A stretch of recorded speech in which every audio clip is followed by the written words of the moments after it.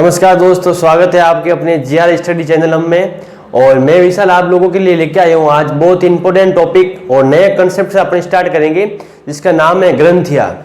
ग्रंथिया उसको इंग्लिश में बोलते हैं ग्लैंड्स। ग्लैंड्स एक ऐसा है जो हमारे शरीर के अंदर विभिन्न प्रकार के हार्मोन्स को, विभिन्न प्रकार के एंजाइम को निकालने के लिए एक उत्तरदायी भूमिका निभाता है।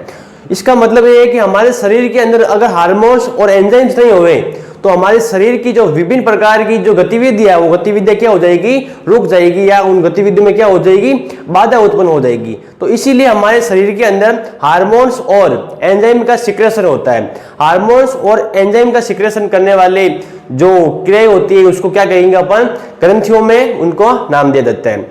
ग्रंथियां क्या करती है, ग्रंथियां जो है वो एक हार्मोन्स और एंजाइम स्रावित करती है। हार्मोन्स क्या होते हैं, हार्मोन्स जो है अपन बोलेंगे रासायनिक पदार्थ होते हैं। हमारे बॉडी के अंदर जितने भी रासायनिक पदार्थ है, उन रासायनिक पदार्थ को हमारे ब्लड तक पहुंचाने का काम या एक पर्टिकुलर टारगेट के ऊपर पहुंचाने का काम जो करते हैं वो हार्मोन्स करते हैं।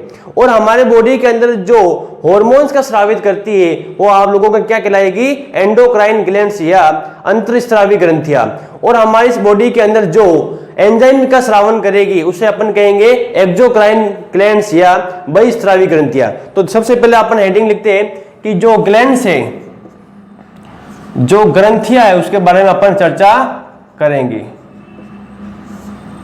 ठीक है, ग्रंथियां या फिर ग्लैंड्स, सबसे ऊपर ग्लैंड से चर्चा करेंगे। तो देखना कि जो ग्रंथियां है, जो ग्लैंड्स है,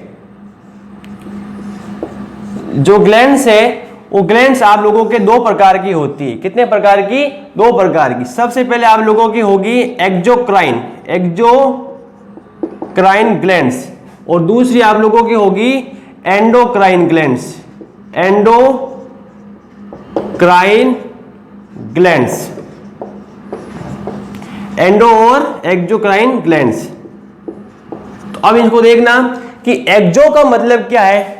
एक्सो का मतलब है आप लोगों के बाहर, बाहर यानी बहिस्रावी ग्रंथि, बहिस्रावी ग्रंथि, इसे अपन कहेंगे बहिस्रावी ग्रंथि। एंडो का मतलब है अंदर, एंडो का क्या मतलब होगा, अंदर, तो अपन कहेंगे इसे अंतःस्रावी, अंतःस्रावी ग्रंथि। ठीक है, तो ये दो प्रकार की ग्रंथि होगी, अंतःस्रावी ग्रंथि और बहिस्रावी ग्रंथि। बहिस्रावी ग्रंथि के अंदर क्या सिक्रेशन होता है, तो बहिस्रावी ग्रंथियां वो होती है जो आप लोगों की बॉडी के अंदर एंजाइम का स्रावन करती है। किसका स्रावन करती है? एंजाइम का स्रावन करती है। वो क्या कहलाएगी आप लोगों के, बहिस्रावी ग्रंथि। एंजाइम का स्रावन मतलब हमारा बॉडी का जो पसीना निकलता है वो किससे होता है, एंजाइम बहिस्रावी ग्रंथि के माध्यम से क्या होगा, पसीना सिक्रेट होगा। तो ये जितने भी बाहर वाले पदार्थ जो एंजाइम सिक्रेशन करेगा वो आपके बहिस्रावी ग्रंथि यानी एक्सोक्राइन ग्लैंड्स के अंदर आएगा। अंतःस्रावी ग्रंथि क्या होती है? अंतःस्रावी ग्रंथि के अंदर जो है आप लोगों के हार्मोन का सिक्रेशन होता है। किसका सिक्रेशन होता है? हार्मोन या हार्मोन का स्रावन होता है इसके अंदर। किसका स्रावन होता है? हार्मोन का स्रावन होता है। और हार्मोन क्या है? हार्मोन देखना, हार्मोन होते क्या है, तो हार्मोन जो है एक रासायनिक पदार्थ होते हैं। क्या होते हैं? रासायनिक पदार्थ होते हैं, रासायनिक पदार्थ होते हैं। रासायनिक पदार्थ जो है एक पर्टिकुलर ऑर्गन को, एक पर्टिकुलर ऑर्गन को टारगेट करते, पर्टिकुलर ऑर्गन को क्या करते, टारगेट करते। ऑर्गन यानी हमारा बॉडी के अंग। एक रासायनिक पदार्थ क्या करते हैं, हमारी बॉडी के एक पर्टिकुलर ऑर्गन जो होता है, जैसे हाथ है, वो हाथ को टारगेट करते हुए उस हाथ के अंदर ही वो हार्मोन को ब्लड के माध्यम से लेके जाने का काम करते हैं और हाथ के अंदर ही उसका सिक्रेशन करते हैं, उसका स्रावन करते हैं। तो देखना बहिस्रावी ग्रंथियां जो है वो आप लोगों की इतनी इंपॉर्टेंट नहीं है जितनी अंतःस्रावी ग्रंथियां है। अंतःस्रावी ग्रंथियां, इनकी टोटल संख्या कितनी होती है, तो देखना अंतःस्रावी ग्रंथियों की जो संख्या है टोटल 9 होती है। कितनी होती है? हमारे बॉडी के अंदर एंडोक्राइन ग्लैंड्स जो है, वो एंडोक्राइन ग्लैंड्स की जो संख्या है वो कितनी होती है? 9 प्रकार के हमारे बॉडी में अंतःस्रावी ग्रंथियां पाई जाती है। हार्मोन का स्रावन करेगी, रासायनिक पदार्थ होता है हार्मोन, ये क्या करता है, पर्टिकुलर टारगेट को एक टारगेट बनाता है, अंग को। एंजाइम का स्रावन करती है। ठीक है, अब जो ग्रंथि इन दोनों का स्रावन करेगी, यानी आप लोगों के हार्मोन और एंजाइम का स्रावन करती है, हार्मोन और एंजाइम का स्रावन करती है, उसे अपन कहेंगे मिक्स्ड ग्लैंड। उसे अपन कहेंगे मिक्स्ड ग्लैंड या मिश्रित ग्रंथि कहेंगे। उसे क्या कहेंगे? मिश्रित ग्रंथि। और हमारे बॉडी की सबसे मिश्रित ग्रंथि एकमात्र ग्रंथि है जिसका नाम है अग्नाशय ग्रंथि। अग्नाशय ग्रंथि या इसे कहेंगे पेनक्रियाज ग्लैंड्स।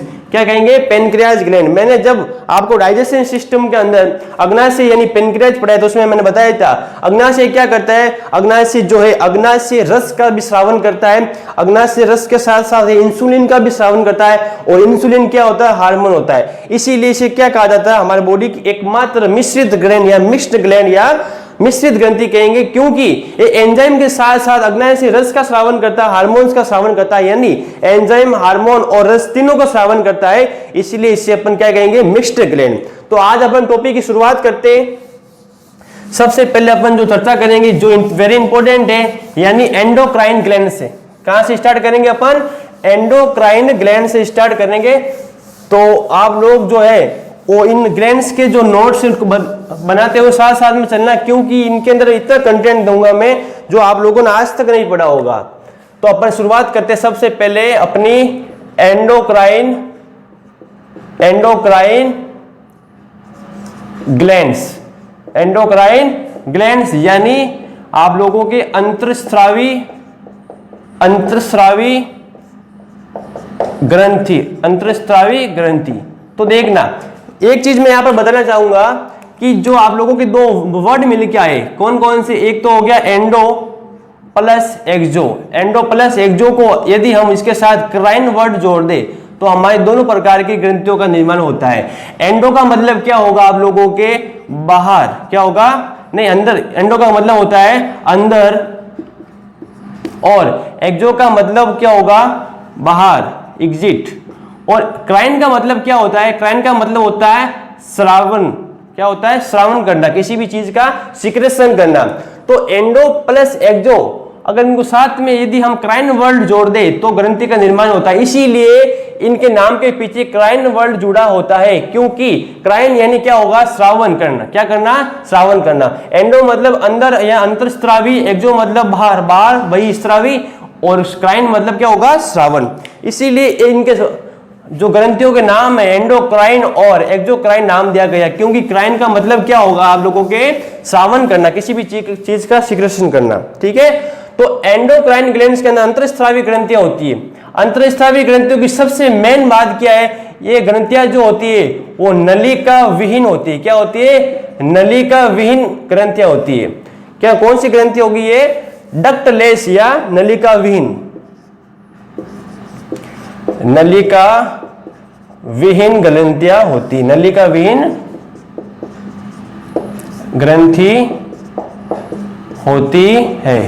इंग्लिश में से कहेंगे ये ग्रंथि जो है वो डक्टलेस होगी। कौन सी लेस होगी?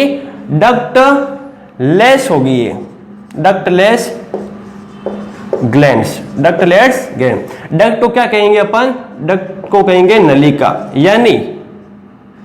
यानी जो अंतःस्रावी ग्रंथियां है, अंतःस्रावी ग्रंथियों के अंदर नलिका नहीं पाई जाती। इनके जो हार्मोन्स होते हैं वो अब अपनी अपनी पर्टिकुलरली जगह से ही सिक्रेशन होते हैं। इनके क्या होगी? नलिका की कमी रहेगी, नलिका इसमें पाई नहीं जाती है। अब बात करते हैं कौन कौन सी ग्रंथियां इसके अंदर मौजूद होती। तो सबसे पहले हमारे ब्रेन के अंदर होती है। कौन सी?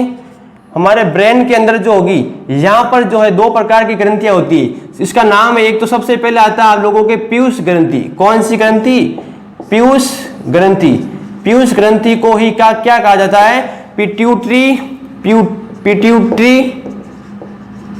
ग्लैंड्स। पिट्यूटरी ग्लैंड्स कहा जाता है। सेकंड नंबर होती है या मस्तिष्क के अंदर ही, इसका नाम है आप लोगों के हाइपोथैलेमस।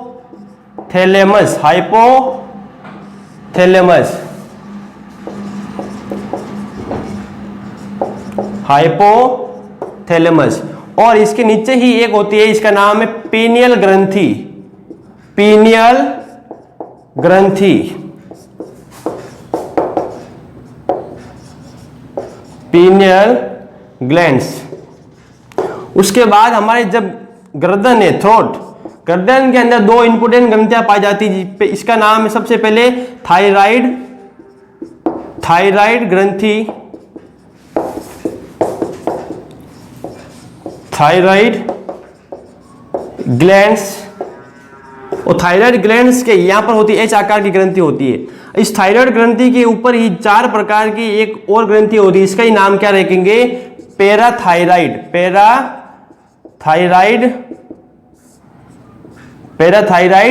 ग्रंथि।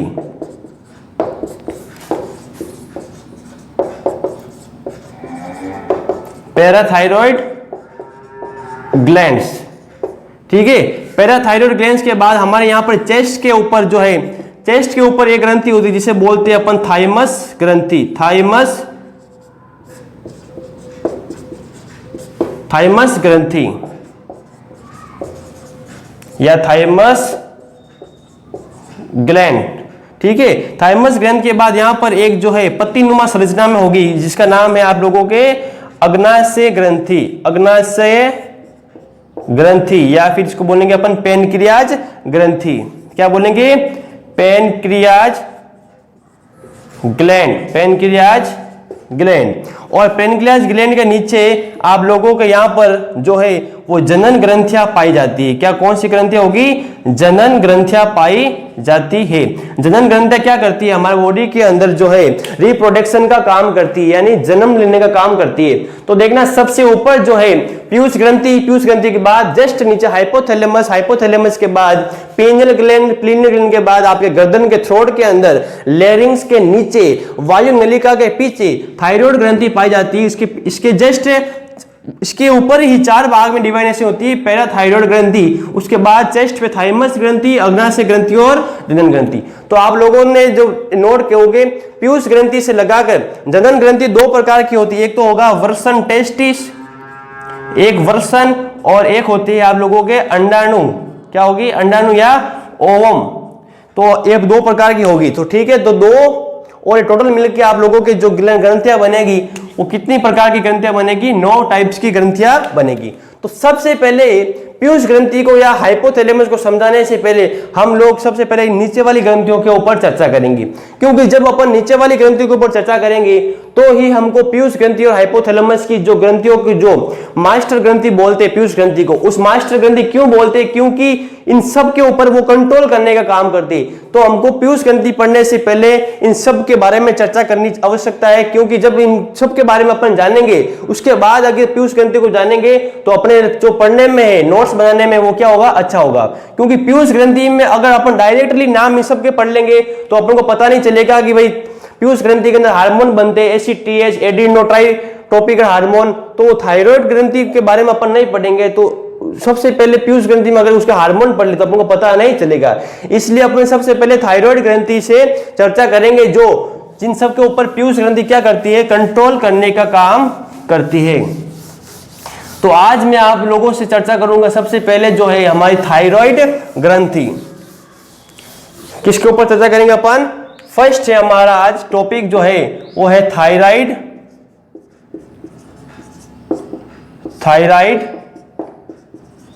ग्रंथि या थायराइड ग्लैंड्स। देखिए थायराइड ग्लैंड्स जो है उसका सबसे पहले वजन कितना होता है हमारे बॉडी के अंदर? थायराइड ग्रंथि का जो वजन होता है वो 300 से लगाकर 400 ग्राम के आसपास इसका वजन होता है। 300 से 400 ग्राम की थायराइड ग्रंथि होती है। अब इसकी लोकेशन कहाँ होती है? तो ये हमारे मस्तिष्क के अंदर, मस्तिष्क के जस्ट नीचे यहां पर आप लोगों के गर्दन है। क्या है? गर्दन है, यानी इसको बोलेंगे अपन थॉट, ठीक है। थॉट है यहां पर, और ये एच आकार की होती है। क्या कौन सा आकार की होगी? एच आकार की जो है आप लोगों के ये थायराइड ग्रंथि होगी, एच आकार की होगी। यहां पर कहां पर होगी? ये आपके जो लैरिंग्स है, लैरिंग्स के नीचे होती है। कहां होती है? लैरिंग्स के नीचे, लैरिंग्स के नीचे। ये लैरिंग्स यहां पर आपका मौजूद होता है यहां पर, ठीक है। लैरिंग्स यानी इसको बोलते हैं ध्वनि यंत्र, जो आपको हमारे बॉडी के अंदर जो साउंड को उत्पन्न करता है उसको कहेंगे आप लैरिंग्स। क्या कहेंगे? लैरिंग्स। और जो ये ग्रंथि होती है वो वायु नलिका यानी विंड पाइप के पीछे होती है। कहां होती है? विंड पाइप के पीछे होती है। कभी कभी एग्जाम के अंदर ये भी सवाल पूछता है कि थायराइड ग्रंथि जो है वो हमारे गले में विंड पाइप के पीछे होती है या फिर हमारे फूड पाइप के पीछे होती है। तो आप लोग बोलोगे विंड पाइप के पीछे कौन सी ग्रंथि होती है? थायराइड ग्रंथि। कहां पर मौजूद होगी? लिरिंग्स के नीचे या फिर ध्वनि यंत्र के नीचे। आप इसको ऐसे भी बोल सकते हो, ध्वनि यंत्र के नीचे होती है, ध्वनि यंत्र के नीचे ये मौजूद होती है। ठीक है, तो इसकी लोकेशन क्या होगी आप लोगों को समझ में आ गया होगा। वजन कितना होता है? 300 से लगाकर 400 ग्राम होती है। और इसके अंदर जो है इसकी संरचना कुछ इस प्रकार से भी होती है। क्या होती है इसकी संरचना? इसको बोलते हैं, बीच वाली नलिका को बोलेंगे स्थमस। इसे स्थमस कहा जाता है। बिल्कुल बारीक सी जो है पतली सी संरचना होती है, इसके अंदर ब्लड का प्रवाह होता है। ये देखना 2 टाइप्स की है, इसलिए इसे बोला जाता है बायोलोबेट या इसको बोलेंगे डाइलोबेट, डाइबाइलोब्ड। ठीक है, डाइबाइलोब्ड भी बोल सकते हैं अपन, क्योंकि ये इसके अंदर 2 लोब बनते हैं। क्या बनते हैं? 2 लोब बनते हैं। इसके अंदर लोब बनते हैं, तो 2 लोब बनेंगे तो अपन बोलेंगे बायोलोबेट बोलेंगे। इसको क्या बोलेंगे? बायोलोबेट होती है। और इस प्रकार से भी अपन इसकी संरचना बता सकते हैं। तो याद रखना, हमारी जो थायराइड ग्रंथि है उसका वजन 300 से 400 ग्राम के आसपास होगा, बायोलोबेट होती है और ये लेरिंग्स के नीचे और विंड पाइप के पीछे ही पाई जाती है। अब बात करते हैं सबसे पहले कि थायराइड ग्रंथि जो है, थायराइड ग्रंथि में क्या होता है, कौन सी सेल्स बनती है इसके अंदर। इंपॉर्टेंट ये सेल्स का निर्माण होता है, सेल्स का निर्माण। तो देखना थायराइड ग्रंथि जो है इसके अंदर आप लोगों के वेरी इंपॉर्टेंट फॉलिकल सेल्स बनती है। फॉलिकल सेल्स बनती है। आप लोगों को कौन सी सेल्स बनेगी? फॉलिकल सेल्स का निर्माण होता है। फॉलिकल सेल्स का इसके अंदर निर्माण होता है। फॉलिकल सेल ही क्या करेगी? आप लोगों के जो है इसके हार्मोन्स का स्रावन करेंगी या थायरोक्सिन हार्मोन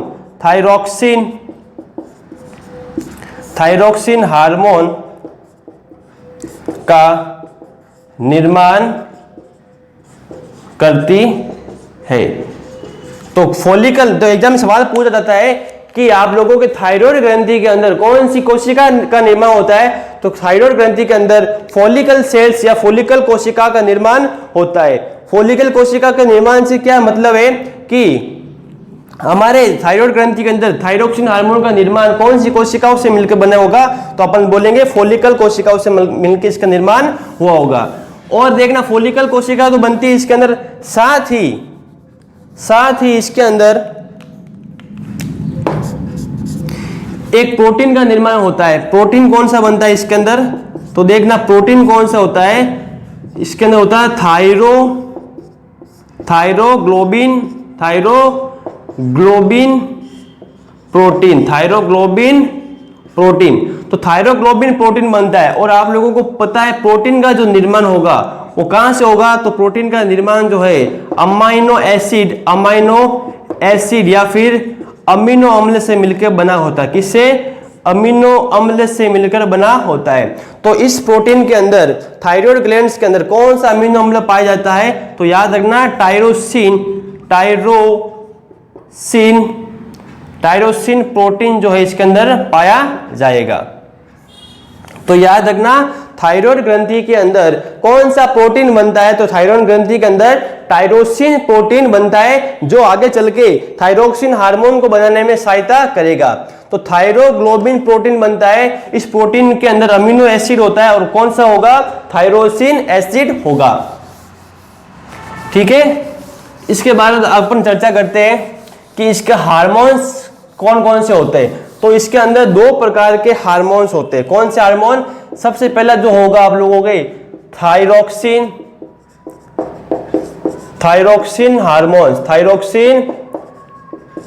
हार्मोन।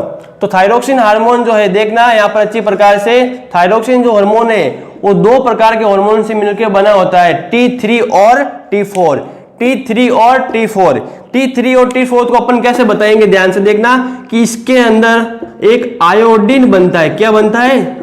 इस ग्रंथि में आयोडीन का निर्माण होता है। कहां से होगा? हम भोजन के साथ साथ जो नमक का सेवन करते हैं उससे क्या होगा? आयोडीन ये इसके अंदर इकट्ठा होता जाएगा, आयोडीन। और मैंने अभी प्रोटीन बताया था, कौन सा प्रोटीन था? Tyrosine.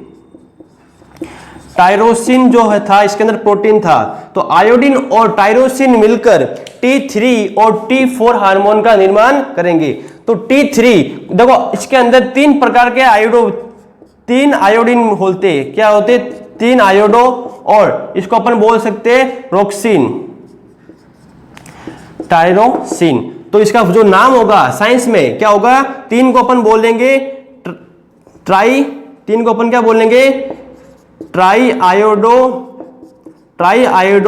Thyroxine, try iodo thyroxine जो है वो T3 का नाम होगा, और T4 का क्या नाम होगा आप लोगों के? 4 नंबर को अपन बोलते हैं टेट्रा। क्या बोलेंगे? 4 नंबर को बोलेंगे टेट्रा आयोडो थायरोसिन। तो T3 और T4 के नाम अच्छी प्रकार से याद रखना। इनका निर्माण कैसे होगा? आयोडीन और टायरोसिन प्रोटीन से मिलने पर टेट्रा आयोडोथायरोसिन और ट्राई आयोडोथायरोसिन का निर्माण हमारे थायराइड ग्रंथि के अंदर थायरोक्सिन हार्मोन के साथ होता है। अब एक इनका कार्य क्या होता है, तो इनके कार्य के ऊपर चर्चा करते हैं। T3 और T4 क्या कार्य करते हैं हमारे बॉडी के अंदर,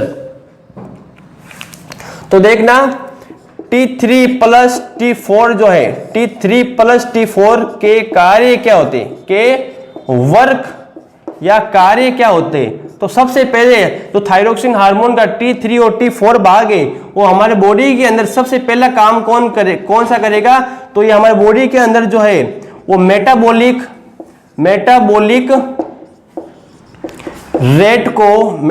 रेट को बढ़ाने का कार्य करते हैं। ये हमारे बॉडी के अंदर मेटाबॉलिक रेट को बढ़ाने का काम करते हैं। मेटाबॉलिक रेट क्या होती है? इसे अपन कहेंगे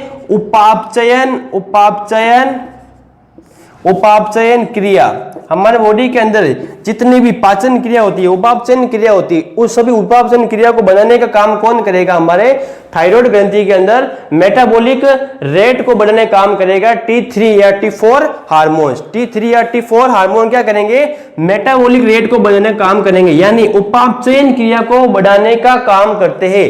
ये उपापचयन क्रिया क्या होती है हमारे बॉडी के अंदर? जैसे ग्लूकोज का टूटना, ग्लूकोज कैसे टूटता है आपको पता है? ग्लूकोज जो है ऑक्सीजन के साथ मिलकर आप लोगों के CO2 और जल में वह ATP के अंदर या ऊर्जा के रूप में संचित होता है। किसके रूप में संचित होता है? ऊर्जा के रूप में। यानी ग्लूकोज का टूटना, आप लोगों ने जो भोजन के साथ प्रोटीन का सेवन किया उस प्रोटीन का टूटना, और वसा का टूटना, इन सभी जो उपापचयन क्रिया है, इन सभी उपापचयन क्रिया की दर को बढ़ाने का काम जो है वो हमारी T3 या T4 हार्मोन्स करते हैं। तो इसे ही उपापचयन क्रिया को क्या कहेंगे? मेटाबॉलिक रेट को बढ़ाने का काम हमारे बॉडी में उपापचयन क्रिया को, पाचन क्रिया को बढ़ाने का काम कौन करता है? तो T3 T4 हार्मोन्स करता है। मेटाबॉलिक रेट आपको समझ में आ गया होगा। मेटाबॉलिक रेट होता है ग्लूकोज का टूटना, प्रोटीन्स का टूटना और वसा का, फैट का टूटकर वापस इनका निर्माण करना क्या करेगा? उपापचयन क्रिया करेगा। उसके बाद नेक्स्ट जो इसका वर्क होता है, नेक्स्ट इसका वर्क होगा B नंबर पे। ये क्या करता है हमारे बॉडी के अंदर? वाटर बैलेंसिंग करता है। क्या करता है? वाटर बैलेंसिंग करता है, यानी हमारे बॉडी के अंदर पानी को कंट्रोल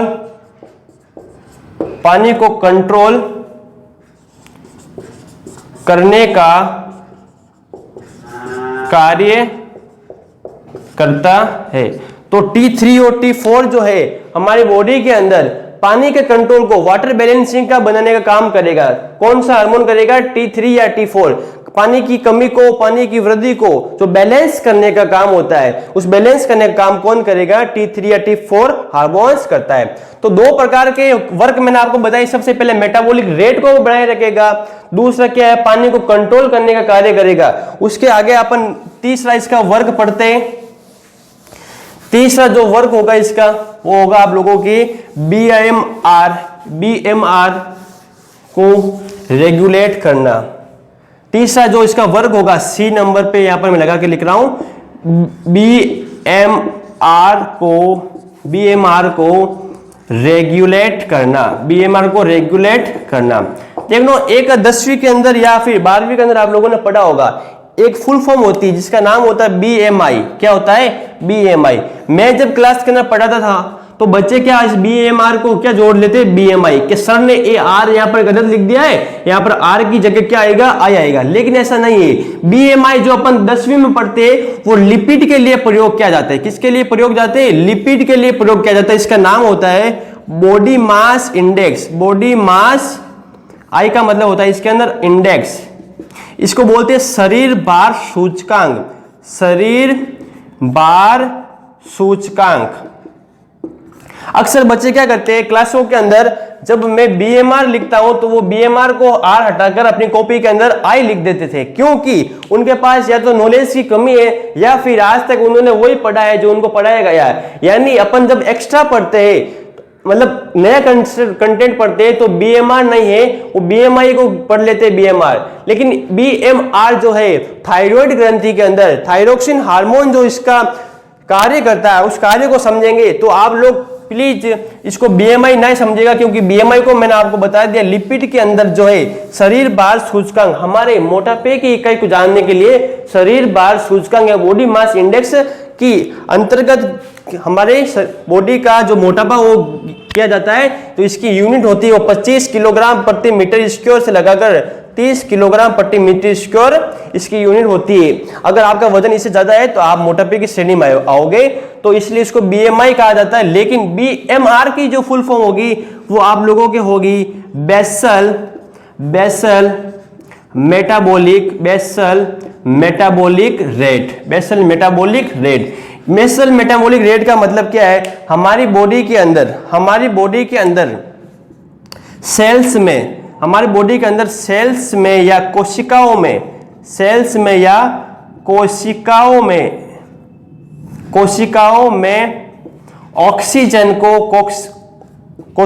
ऑक्सीजन को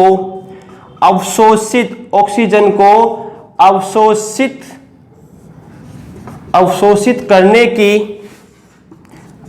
की दर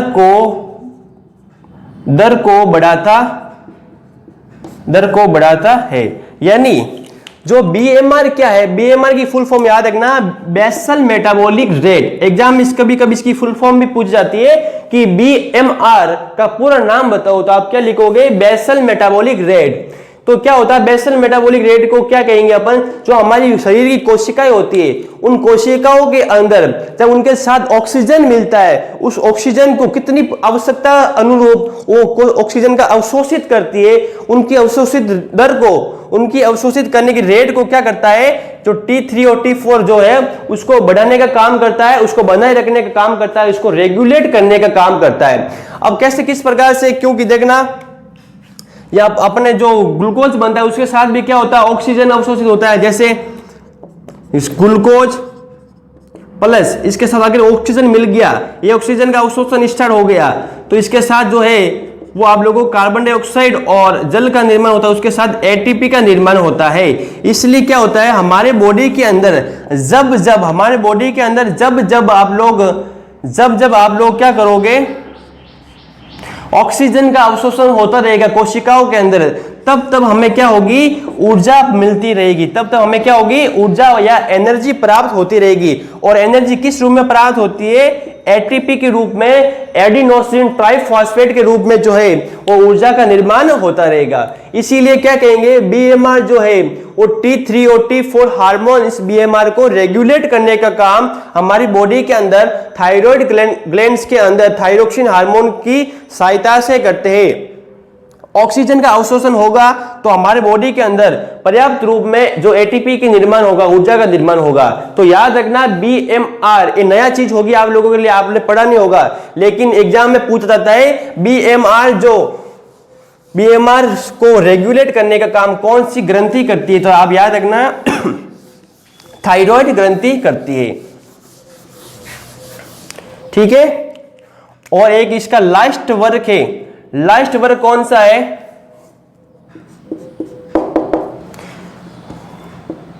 डी पॉइंट लगाकर यहां पर लिख रहा हूं, यह हमारे शरीर में, यह हमारे शरीर में तापमान को बढ़ाने का काम, तापमान को बढ़ाने का काम भी करती है। तापमान को बढ़ाने का काम किस प्रकार से करती है, देखना आप लोगों ने पढ़ा होगा कि हाइपोथैलेमस जो होता है ब्रेन के अंदर, वो हमारे बॉडी के अंदर तापमान को बढ़ाने का काम करेगा। लेकिन यदि मैं एक बात कहूं कि हमारी जो थायराइड ग्रंथि है, वो थायराइड ग्रंथि क्या करेगी, कोशिका के अंदर जो है फोलिक एसिड ज्यादा बनेगा, तो फोलिकल एसिड ज्यादा बनने से क्या होगा, ऊर्जा जो है, ऊर्जा क्या होगी, ज्यादा बनेगी। यदि ऊर्जा ज्यादा बनेगी तो आप लोगों ने देखा होगा जब ऊर्जा ज्यादा बनती है तो हमारे शरीर का जो टेम्परेचर है वो टेम्परेचर भी क्या होता है, ज्यादा हो जाता है, टेम्परेचर भी बढ़ जाता है। तो याद रखना थायरोक्सिन ग्रंथि के अंदर थायरोक्सिन जो हार्मोन है T3 या T4 जो है वो हमारी बॉडी के अंदर तापमान बढ़ाने का काम भी करती है। यानी ये जो है वो ऊर्जा बढ़ाने का काम करेगा, और ऊर्जा बढ़ेगी तो ऑटोमेटिकली जो हमारी बॉडी के अंदर जो है वो टेम्परेचर क्या होगा, इंक्रीज होगा। टेम्परेचर बढ़ेगा तो हम कह सकते हैं कि बॉडी के अंदर हाइपोथैलेमस के अलावा थायराइड ग्रंथि जो है वो बॉडी का टेम्परेचर बढ़ाने का काम करती है। इसके अंदर क्या होगा, ग्लूकोज ज्यादा से ज्यादा टूटेगा, ग्लूकोज जब ज्यादा से ज्यादा टूटेगा तो क्या होगा, एटीपी के रूप में ऊर्जा बनेगी, और ऊर्जा क्या करेगी, बॉडी के अंदर तापमान टेम्परेचर को इंक्रीज करने का काम करेगी। तो मैंने आज इस वीडियो के अंदर, इस क्लास के अंदर आप लोगों को थायराइड ग्रंथि की जो वर्क है, उसकी लोकेशन है, वो कहां पाई जाती है, इसमें कौन सी कोशिका पाई जाती है, फोलिकल एसिड पाई जाती है, उसके अंदर कौन सा प्रोटीन पाया जाता है, थायरोग्लोबिन प्रोटीन पाया जाता है, इस प्रोटीन का अंदर कौन सा एसिड होता है, थायरोसिन एसिड होता है, उन सब के बारे में चर्चा की और इसके कार्य के बारे में चर्चा की। अब अगले वीडियो के अंदर, अगली क्लास के अंदर मैं क्या करूंगा, थायराइड ग्रंथि जो है, थायराइड ग्रंथि के रोग कौन कौन से, और उसके साथ नेक्स्ट ग्रंथि जो पैराथायराइड ग्रंथि होती है, पैराथायराइड ग्रंथि की लोकेशन इसके ऊपर ही होती है, इस 4 भागों में डिवाइड होती है, इसे 4 अंग होते हैं इसकी पैराथायराइड ग्रंथि के, इस प्रकार से थायराइड ग्रंथि के ऊपर होती है, उसके ऊपर चर्चा करेंगे। तो बहुत बहुत धन्यवाद, और इसके नोट्स बनाए, बहुत अच्छा कंटेंट है आप लोगों के पढ़ने के लिए, और बहुत ही डीपली माना जाता है, क्योंकि अगर एग्जाम के अंदर बाकी चीजों को छोड़कर इनके ऊपर क्वेश्चंस बन गए, या आपने बीएमआर नाम पहली बार सुना होगा, T3 T4 ग्रंथि कौन सा हार्मोन बनाती है, थायरोक्सिन हार्मोन बनाती है, थायरोक्सिन हार्मोन से कौन सी बीमारी होती है, थायरोक्सिन हार्मोन से गले का गोइटर रोग होता है या घेंगा रोग होता है। बस ये 3 लाइनों के अंदर आप लोगों ने थायराइड ग्रंथि पढ़ी होगी। लेकिन जब डीपली पढ़ते हैं, क्वेश्चन आजकल जो है वो बहुत स्मार्ट तरीके से बनते हैं, उसके ऊपर चर्चा करेंगे। तो आप लोग इसके नोट्स बनाइए अच्छी प्रकार से याद करिए और लिखिए, एग्जाम के अंदर इसके ऊपर क्वेश्चन 100% बनते हैं, मेटाबॉलिक रेट के ऊपर बनते हैं, उपापचयन क्रिया के ऊपर बनते हैं। तो आप लोग इसको वीडियो को बार-बार देखिए, लाइक कीजिए, शेयर कीजिए और सब्सक्राइब कीजिए हमारे चैनल को, और बने रहिए। और आगे इस नेक्स्ट वीडियो में, नेक्स्ट क्लासेस में और भी अच्छा कंटेंट आप लोगों के लिए लेके आएंगे। बहुत बहुत धन्यवाद सर। सब्सक्राइबर कीजिए हमारे चैनल को, साथ ही बेल आइकन का बटन दबाएं ताकि आपको हमारे वीडियो सबसे पहले मिले।